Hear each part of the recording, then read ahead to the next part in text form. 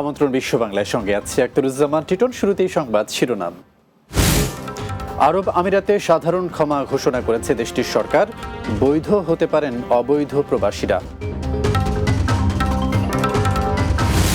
Remittance প্রবাহ ঊর্ধ্বমুখী। আগস্টের ২৮ দিনে প্রবাসী আয় ছাড়িয়েছে $200 কোটি। এবং ভুল তথ্যে ভিসা প্রাপ্তিতে বাড়ছে ভোগান্তি। যুক্তরাজ্যে ভিজিট ভিসার সফলতায় সঠিক প্রস্তুতির পরামর্শ।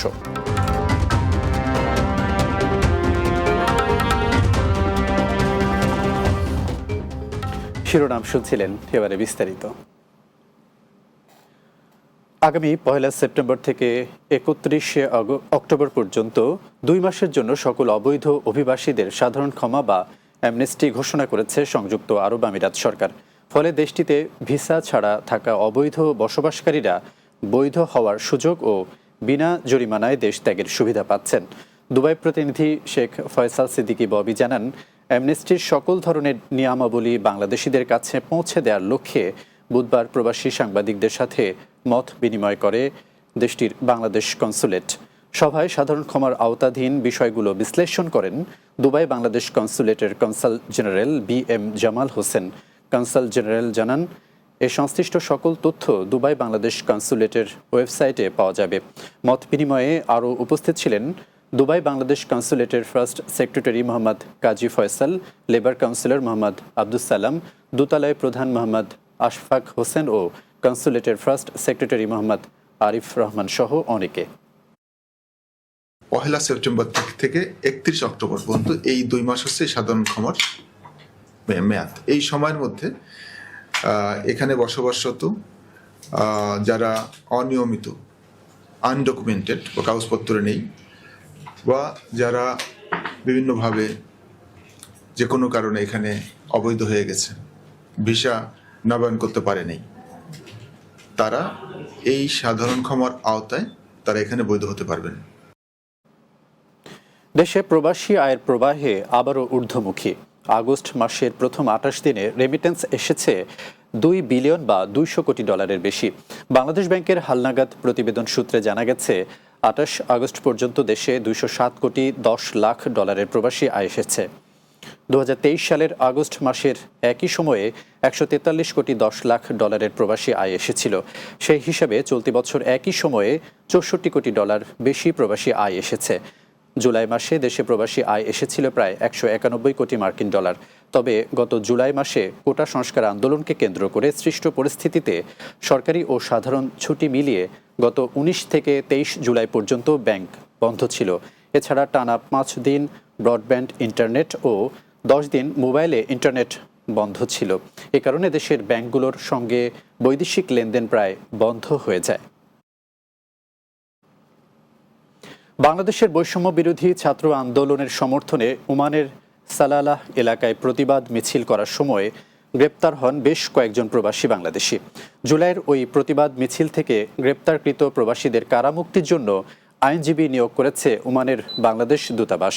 ওমান প্রতিনিধি পলাশ শীল জানান, ওমানের আইন অনুসারে দেশটিতে সভা সমাবেশ করা সম্পূর্ণ নিষিদ্ধ। ফলে মিছিল করার অপরাধে তাদের আটক করা হয়। কিন্তু আটককৃতদের মধ্যে ৬ জনের সন্ধান পেয়েছে দূতাবাস। তাদেরকে আইনি সহায়তা দিতে মাস্কাটের বাংলাদেশ দূতাবাস থেকে সালালাহ যাবে আইনজীবীরা। ওমানে নিযুক্ত বাংলাদেশের রাষ্ট্রদূতের দিক নির্দেশনায় এ পদক্ষেপ নিয়েছে দূতাবাস। এদিকে দেশটিতে বসবাসরত প্রবাসীদেরকে স্থানীয় আইন মেনে চলার আহ্বান জানিয়েছেন দূতাবাসের লেবার কাউন্সিলর মোহাম্মদ রাফিউল ইসলাম। তাদের মুক্তির ব্যাপারে আমাদের এম্বাসি থেকে সর্বাত্মক সহায়তা প্রদান করা হচ্ছে। আপনারা সকলে দেখেছেন যে ইতিমধ্যে আমরা একটা ইন্টারন্যাশনাল ল ফার্মকে এখানে নিযুক্ত করেছি এবং ল ফার্মের প্রতিনিধিরা এসেছিল এখানে এবং তাদের সাথে আমাদের মাননীয় রাষ্ট্রদূত স্যারও ব্যক্তিগতভাবে কথা বলেছেন এবং পরবর্তীতে তারা আমাদের কাছে সকল ডকুমেন্ট নিয়ে গিয়েছেন এবং তারা আমাদেরকে কথা দিয়েছেন যে তারা জিনিসটা সর্বোচ্চ গুরুত্ব দিয়ে দেখবেন এবং তারা জিনিসটা রিভিউ করবেন এবং ফলো আপ করবেন এবং তাদের মতামত অনুযায়ী ইনশাআল্লাহ আমরা পরবর্তী স্টেপ নেব। যুক্তরাজ্যের ভিজিট ভিসা পেতে সঠিক কারণ দেখানো গেলে ভিসা পাওয়া আরও সহজ হবে বলে মনে করেন অভিবাসন বিশ্লেষকরা। তবে বাংলাদেশিদের বেশ কিছু ভুলের কারণে ভিসা পেতে বেগ পেতে হয় বলে মনে করেন সলিসিটর মোল্লা মাহফুজ ইসলাম। তিনি বলেন, ভিসা আবেদনের আগে অবশ্যই সঠিক তথ্য জেনে নিতে হবে আবেদনকারীকে, আরও জানাচ্ছেন মাহমুদ রুবেল। বাংলাদেশ থেকে বিভিন্ন ক্যাটাগরিতে ভিসা দিয়ে থাকে যুক্তরাজ্য। এসব ক্যাটাগরিতে নিয়মিত আবেদন করেন বাংলাদেশিরা। কেউ কেউ ভিসা পান, আবার অনেকে প্রত্যাখ্যাত হন। বেশিরভাগ ক্ষেত্রে বাংলাদেশ থেকে দেখা যায় ভিসা প্রাপ্তির চেয়ে প্রত্যাখ্যাত বেশি হচ্ছে। এক্ষেত্রে আবেদনের সাথে ডকুমেন্টসের তথ্যের কোনো মিল থাকে না বলে জানান অভিবাসন সংশ্লিষ্টরা। তাহলে আমরা একটা অ্যাপ্লিকেশনে একটা জিনিস উল্লেখ করছি, আমরা আরেক ধরনের ডকুমেন্ট সাবমিট করছি, অথবা যে ডকুমেন্টগুলো আমরা সাবমিট করছি ওই ডকুমেন্টগুলো যে ধারাবাহিকতা, ওই ডকুমেন্টগুলো যে যে সাপোর্টগুলো কথা প্রমাণ সহকারে আমরা প্রকাশ করার চেষ্টা করছি, ওই প্রমাণগুলো ঠিকমতো প্রতীয়মান হয় না, প্রমাণ করা যায় না। সলিসিটর মোল্লা মাহফুজ ইসলাম বলেন, ভিজিট ভিসা আবেদনের সময় সঠিক কারণ দেখানো গেলে ভিসা পাওয়া সহজ হয়। তাহলে তার মেইন রিজনটা দেখাতে হয়, কি কারণের জন্য যেতে চাচ্ছেন। আর সেই কারণটা যদি ঠিকমতো দেখানো যায়, তাহলে তার যে এলিজিবিলিটি গুলো থাকে, যে ফাইন্যান্সিয়াল যে ব্যাকগ্রাউন্ডটা, তারপরে তার যে চলে এসে আবার চলে ফিরে যাবেন, এই জিনিসগুলো দেখানো, এটা হচ্ছে একটা মেইন ব্যাপার থাকে। তারপরে ডকুমেন্টগুলো ভালো করে সাবমিট করা। এদিকে যুক্তরাজ্যে কিছুদিন পরপরই ভিসা নীতির পরিবর্তন আনছে দেশটির সরকার। তাই সঠিক তথ্য দিয়ে আবেদন করার আহ্বান অভিবাসন সংশ্লিষ্টদের। Mahmud Rubel, Bangla TV, news desk. বিশ্ব বাংলা এবার একটা বিরতি, ফিরে আসার পর অন্যান্য খবরের সাথে আরও যা থাকছে। গোলাম মুর্শিদকে শেষ বিদায় জানালেন ব্রিটিশ বাংলাদেশিরা, লন্ডনে সর্বস্তরের মানুষের শোক।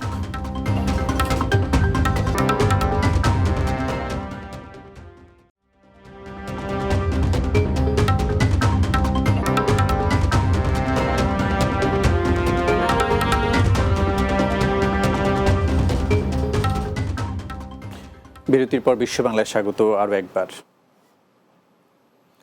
21শে পদক ও বাংলা একাডেমি সাহিত্য পুরস্কার প্রাপ্ত প্রাবন্ধিক গোলাম মুর্শিদকে শেষ বিদায় জানিয়েছেন ব্রিটিশ বাংলাদেশি কমিউনিটির সর্বস্তরের মানুষ। সোমবার নামাজে জানাজা শেষে লন্ডনের গার্ডেন অব পিসে সমাহিত করা হয় বরেণ্য এই প্রবাসী লেখককে। গোলাম মুর্শিদের স্ত্রী এলিজা মুর্শিদ জানিয়েছেন, জীবনের শেষ দিনগুলোতেও লেখালেখি নিয়ে ব্যস্ত থাকলেও শেষ ইচ্ছে অনুযায়ী নিজের আত্মজীবনীটি শেষ করে যেতে পারেননি তিনি। গোলাম মুর্শিদের জানাজায় অংশ নেন আনন্দধারা আর্টসের পরিচালক ডক্টর ইমতিয়াজ আহমেদ, বিবিসি বাংলার সাবেক প্রযোজক ও সাংবাদিক কামাল আহমেদ, মোয়াজ্জেম হোসেন, মানসী বড়ুয়া, ৭১ টেলিভিশনের সাংবাদিক তানভীর আহমেদ, বাংলাদেশ সলিডারিটি গ্রুপের আখতার সুবাহান মাসরুর, সাংস্কৃতিক ব্যক্তিত্ব মজিবুল হক মনি, লিসা গাজী ও আহমেদ ফারুক রতন সহ কমিউনিটির বিশিষ্টজনেরা। সকালে ঘুম থেকে উঠে ব্রেকফাস্ট করেই লিখতে বসে যেত রিটায়ার করার পরে। ওর যেন কোনো ক্লান্তি ছিল না লেখাপড়ার ব্যাপারে। ও একটা ওর অটোবায়োগ্রাফি লিখছিল, কয়েকটা চ্যাপ্টারও লিখেছে। কি অসাধারণ, আমি সে কথা বুঝিয়ে বলতে পারবো না। এই বইটা যদিও শেষ করতে পারতো, অসাধারণ একটা কাজ হতো। নানা গুণীজন এখানে আসছেন এবং আমরা চাইব যেন তিনি তার কাজের মাধ্যমে অবরত লাভ করেন। অন্তর্বর্তী সরকারের প্রধান উপদেষ্টা ডক্টর মোহাম্মদ ইউনূসকে অভিনন্দন জানিয়েছেন সংযুক্ত আরব আমিরাতের প্রেসিডেন্ট শেখ মোহাম্মদ বিন জায়েদ আল নাহিয়ান। বুধবার ডক্টর ইউনূসকে টেলিফোনে এই শুভেচ্ছা জানান তিনি। ফোন আলাপে শেখ মোহাম্মদ আশা করেন ডক্টর ইউনূসের নেতৃত্বাধীন সরকার বাংলাদেশের জন্য সমৃদ্ধি বয়ে আনবে। আগামী দিনগুলোতে দুই দেশের স্বার্থকে এগিয়ে নিতে এবং দুই দেশের জনগণের সমৃদ্ধির আকাঙ্ক্ষা পূরণে সহযোগিতা করার আগ্রহ প্রকাশ করেন আমিরাতের প্রেসিডেন্ট। এ সময় দুই দেশের মধ্যে মানব সম্পদ, কর্মসংস্থান, বাণিজ্য ও বিনিয়োগ বৃদ্ধি সহ দ্বিপক্ষীয় বিভিন্ন বিষয়ে আলোচনা হয় বলে জানিয়েছে প্রধান উপদেষ্টার প্রেস উইং।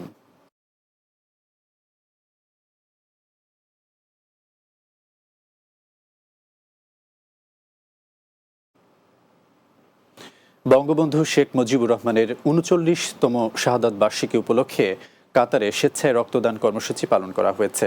কাতার প্রতিনিধি আকবর হোসেন বাচ্চু জানান, কাতার আওয়ামী লীগের উদ্যোগে রাজধানী দোহার হামাদ হাসপাতালের ব্লাড ডোনেশন সেন্টারে এই কর্মসূচি পালন করা হয়। আয়োজক সংগঠনের সভাপতি শফিকুল ইসলাম প্রধানের তত্ত্বাবধানে কর্মসূচিতে অংশ নেয় স্থানীয় আওয়ামী লীগ, যুবলীগ, স্বেচ্ছাসেবক লীগ ও বঙ্গবন্ধুর সাংস্কৃতিক জোটের নেতাকর্মীরা। এ সময় উপস্থিত ছিলেন আবু ইউসুফ পাটোয়ারি বাবুল, মোহাম্মদ শাহ আলম, মাসুম বিল্লাহ, নাজমুল আলম ও জাহিদুল ইসলাম সহ অনেকে। নানা সংকট কাটিয়ে লেবাননে আবারও মাঠে গড়ালো জনপ্রিয় খেলা আবদুল্লাহ ক্রিকেট টুর্নামেন্ট। রবিবার আদবাইয়া মাঠে বর্ণাঢ্য আয়োজনে যাত্রা শুরু করে এই টুর্নামেন্টের। লেবানন থেকে বাবু সাহা জানান, স্পন্সর প্রতিষ্ঠান বাংলাদেশ প্রবাসী বন্ধু মহল ঐক্য পরিষদ আয়োজিত এই টুর্নামেন্টে অংশ নেয় প্রবাসী বাংলাদেশিদের 12টি দল। উদ্বোধনী খেলায় বাংলাদেশ টাইগার একাদশকে 43 রানে পরাজিত করে ইসবেল স্পোর্টিং ক্লাব। টুর্নামেন্টে উদ্বোধন করেন আবদুল্লাহ ক্রিকেট টুর্নামেন্টের প্রতিষ্ঠাতা শফিকুর রহমান। ইয়াকুব আলীর সঞ্চালনায় ও খোরশেদ আলমের সভাপতিত্বে এতে প্রধান অতিথি ছিলেন জাকির হোসেন। খেলার সার্বিক সহযোগিতা করেন সাইদুর রহমান, সাগর হাওলাদার, ইদ্রিস, জাহিদ, হিমেল, তানভীর ও সাব্বির। এদিন খেলা দেখতে মাঠে উপস্থিত ছিলেন বিপুল সংখ্যক ক্রীড়ামোদীরা। এ সময় আয়োজনে খুশি দেশটিতে অবস্থানরত প্রবাসী বাংলাদেশিরা। লেবাননে বিগত অনেক দিন যাবৎ কোনো টুর্নামেন্ট, খেলাধুলার কোনো টুর্নামেন্ট আয়োজন হয় না ক্রিকেটের। আমি অনেক কষ্ট করে এই টুর্নামেন্টে আয়োজন করি এবং এই টুর্নামেন্টে যারা অংশগ্রহণ করছে তাদের সবার প্রত্যেকেরই সহযোগিতা এবং সাহায্য আমি কামনা করি। শেষ করব বিশ্ব বাংলা যাওয়ার আগে শিরোনামগুলো আরও একবার। আরব আমিরাতে সাধারণ ক্ষমা ঘোষণা করেছে দেশটির সরকার, বৈধ হতে পারবেন অবৈধ প্রবাসীরা। রেমিটেন্স প্রবাহ ঊর্ধ্বমুখী, আগস্টের 28 দিনে প্রবাসী আয় ছাড়িয়েছে $200 কোটি।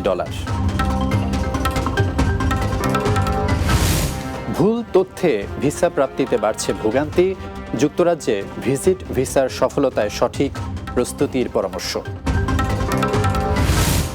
এবং গোলাম মুর্শিদকে শেষ বিদায় জানালেন ব্রিটিশ বাংলাদেশিরা, লন্ডনে সর্বস্তরের মানুষের শোক।